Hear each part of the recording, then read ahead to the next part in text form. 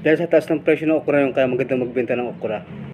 Dahil umabot ang presyo nito ng 150 hanggang 200 bawat kilo.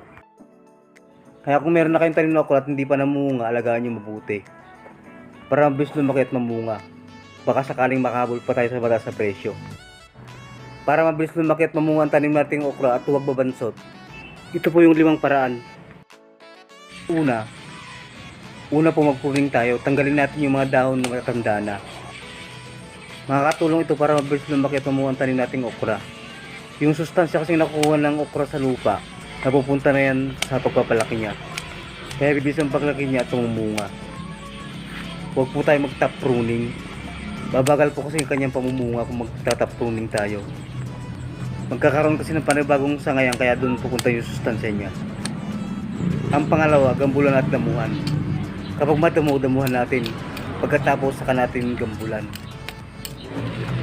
Pangatlo, abunuhan natin. Gumamit tayo ng organic na pataba sa pag-aabono natin. Mabilis kasing umepekto sa halaman yung inorganic na pataba. Kaya mabilis lumaki at mamunga ang tanim nating halaman. Dahil nadamunan natin kaya wala nang kaagos sa sustansya yung okra na tanim natin. Kaya maganda sa taniman natin yung walang damo. Pang-apat, mag-mulching tayo. Ang gagamitin ko ditong pang-mulch itong banana trunk, yung puno ng saging. Tinatad ko lang ito saka ko nilagay sa puno ng okra.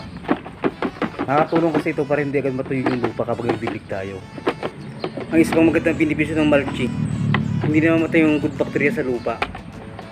Dahil sinalagay nating puno ng saging, magkakaroon sila ng proteksyon sa matinding sikat ng araw. At ang panglima, sapat na tubig. Lalo sa panahon ngayon na matindi ang sikat ng araw.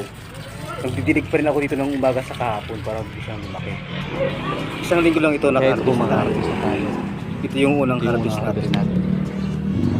Yan po yung 5 paraan para mabilis mamunga yung tanim nating okra. Ang una, mag-pruning. Ang pangalawa, damuhan at gambulan. Ang pangatlo, abunuhan. Ang pang-apat, mag-mulching. Panglima, sapat na tubig. Dito na nagtapos yung video natin, pero bago ko lubusang tapusin, kung baguhan ka pa lang sa ating channel, sana huwag mo kalimutan taniman ng pindutan ng subscribe button at notification bell para lagi updated sa mga susunod ko pang video. Maraming salamat sa panonood at pagpalain ka ng Panginoon.